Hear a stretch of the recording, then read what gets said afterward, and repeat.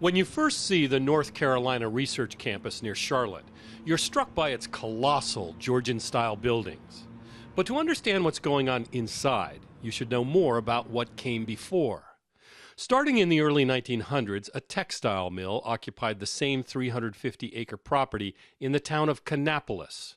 Cannon Mills manufactured cotton sheets and towels. At its peak, it employed 20,000 workers.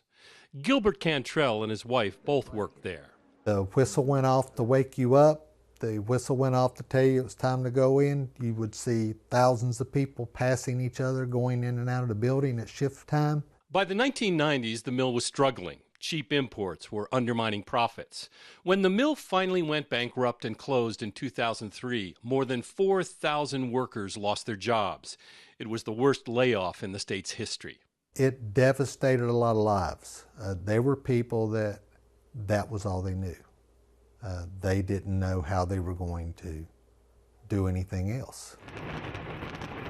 2 years later, a billionaire California investor bought the property and tore the mill down. David Murdoch, chairman of the Dole Food Company, was fond of the town and also had once owned the mill in the 1980s. But now he had different plans for the property.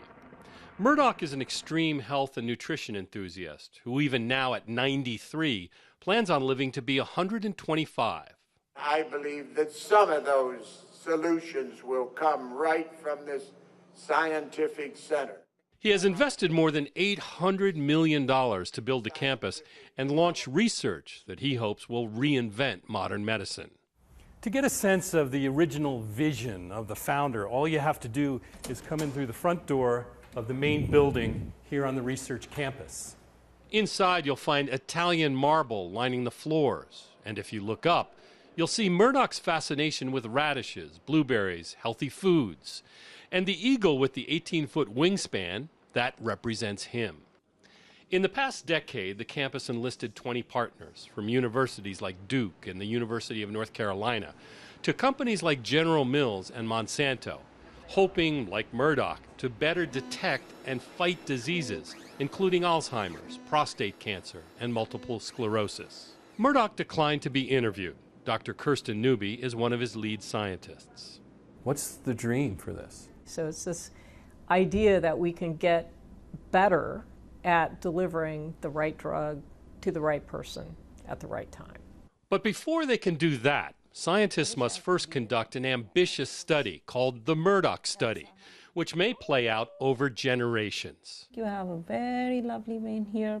Researchers are gathering blood and urine samples from more than 12,000 local residents and storing those in a huge biobank, a refrigerated repository. In this case, the biobank is nearly the size of a football field. Then the specimen's DNA is analyzed as needed.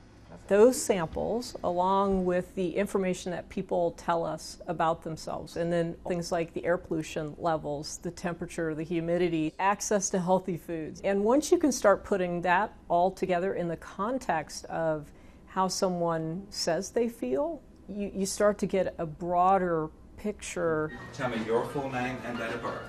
Gilbert Lehman Cantrell.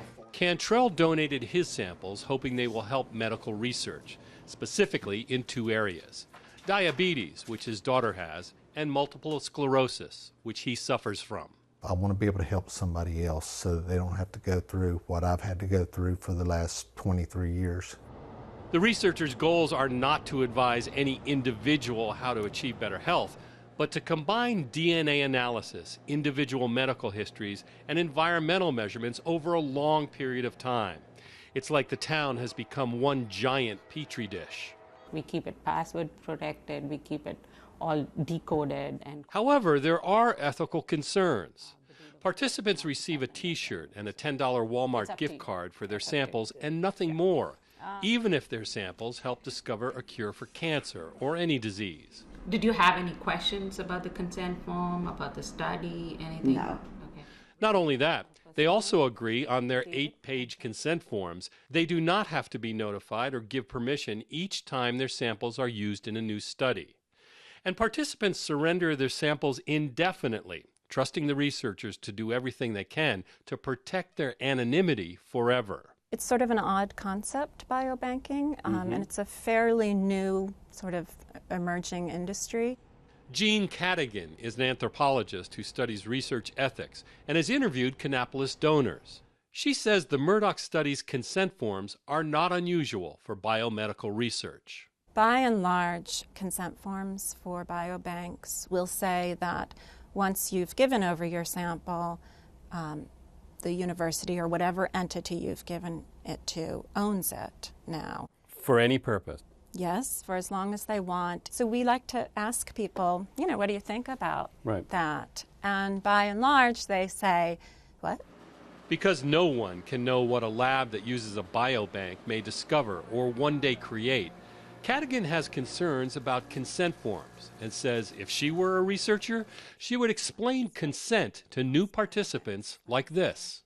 I can't possibly begin to describe to you what the risks may be. I could make some guesses that privacy would be up there, but beyond that, I don't know what technology is going to be able to do for us 5 years from now, after you're dead, what this might mean for your children, that we have your DNA. So in other words, 30 years in the future, your DNA may be trackable by the government, by police authorities, by corporations. Sure. So in other words, who knows? Who knows? Let me invent a worst case scenario. Okay.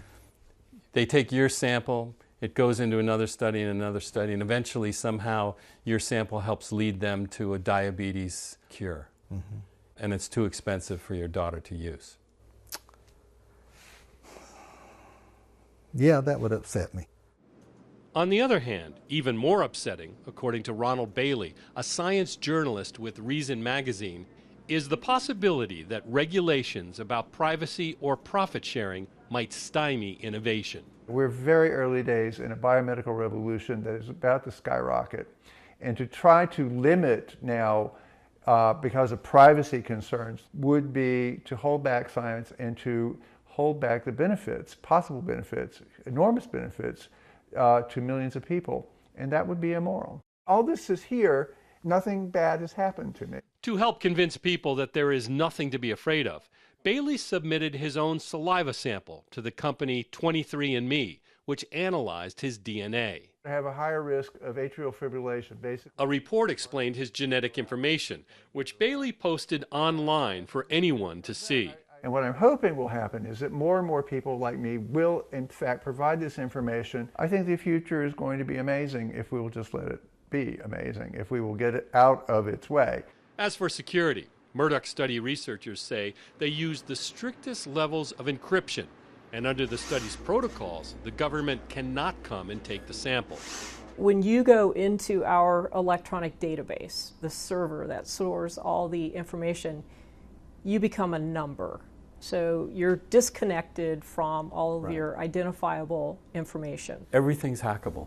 Yeah. But can you feel like you can give them a guarantee? I think you can never give somebody a 100% guarantee. The project developers, however, did promise the campus would revitalize the local economy. The campus was envisioned as an opportunity, a chance to kind of move a devastated community out of that mill background more into a technological future that would be an investment and a growth opportunity. The campus now employs more than 1,000 people, nothing close to the 20,000 jobs on and off campus Murdoch's real estate company predicted. And most employees, highly trained in their fields, come in from out of town. Take a quick walk around Kannapolis and you'll see empty stores and hear disappointment. I don't see where it's helped a lot. The owner of the Breakfast Time Diner says the research campus hasn't come close to replacing the mill. The mill used to do catering orders every single day of 1,500, 2,500 orders, and then it just disappeared. And we thought the whole bio campus was going to benefit everybody, but it's been a slow process. The week we visited Kannapolis, researchers said they were closing in on a possible breakthrough in understanding multiple sclerosis. They said they were learning that the disease attacks men and women so differently that it might be two diseases. Discoveries like that are, of course, the dream of the campus's billionaire founder, David Murdoch, and study participants like Gilbert Cantrell. I think nothing but good is going to come out of this research. You're in. I'm all in.